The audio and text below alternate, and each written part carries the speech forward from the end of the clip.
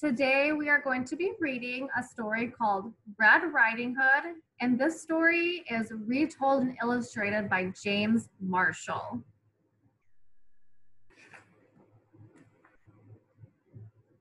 A long time ago, in a simple cottage beside the deep, dark woods, there lived a pretty child called Red Riding Hood. She was kind and considerate, and everybody loved her. One afternoon, Red Riding Hood's mother called to her. "Granny isn't feeling up to snuff today," she said, "so I've baked her favorite custard as a little surprise. Be a good girl and take it to her, will you?" Red Riding Hood was delighted. She loved going to Granny's, even though it meant crossing the deep, dark woods.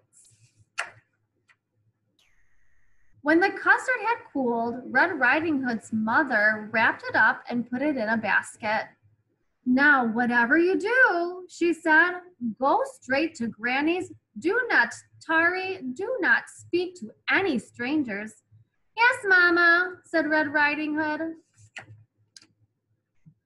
Before long, she was in the deepest part of the woods. "Oh," she said, "this is scary." Suddenly, a large wolf appeared. "Good afternoon, my dear," he said. "Care to stop for a little chat?"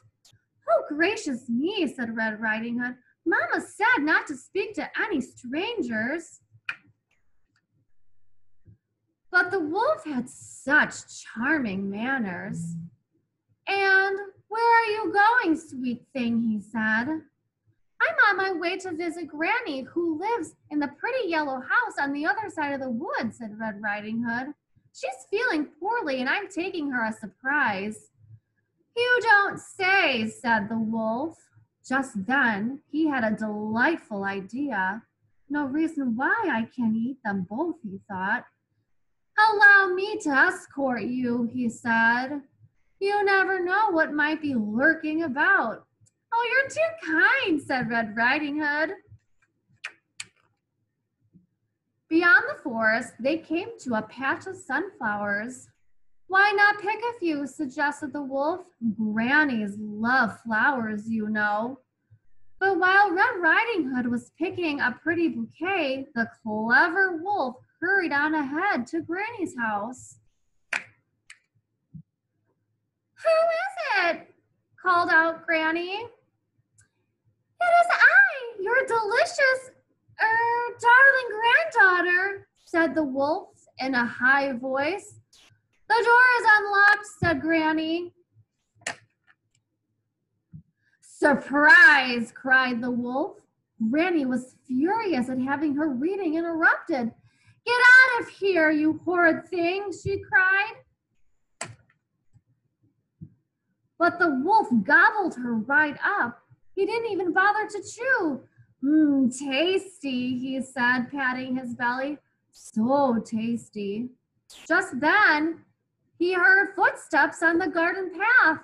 "Here comes dessert," and losing no time, he put on Granny's cap and glasses, jumped into bed, and pulled up the covers.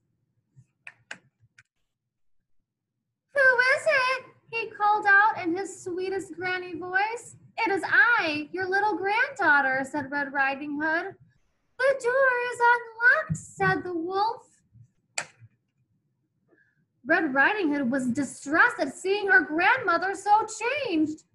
"Oh, why, Granny," she said, "what big eyes you have." "The better to see you, my dear," said the wolf.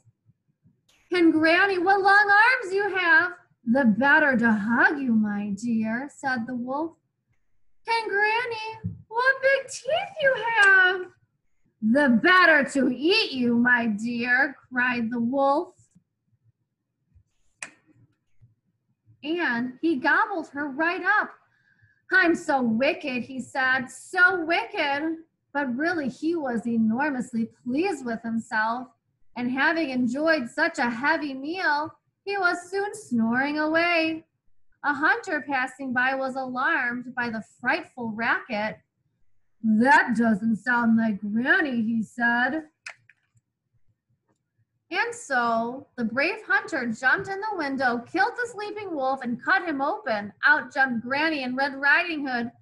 We're so grateful, said Red Riding Hood. That wicked wolf won't trouble you again, said the hunter. It was so dark in there, I couldn't read a word, said Granny.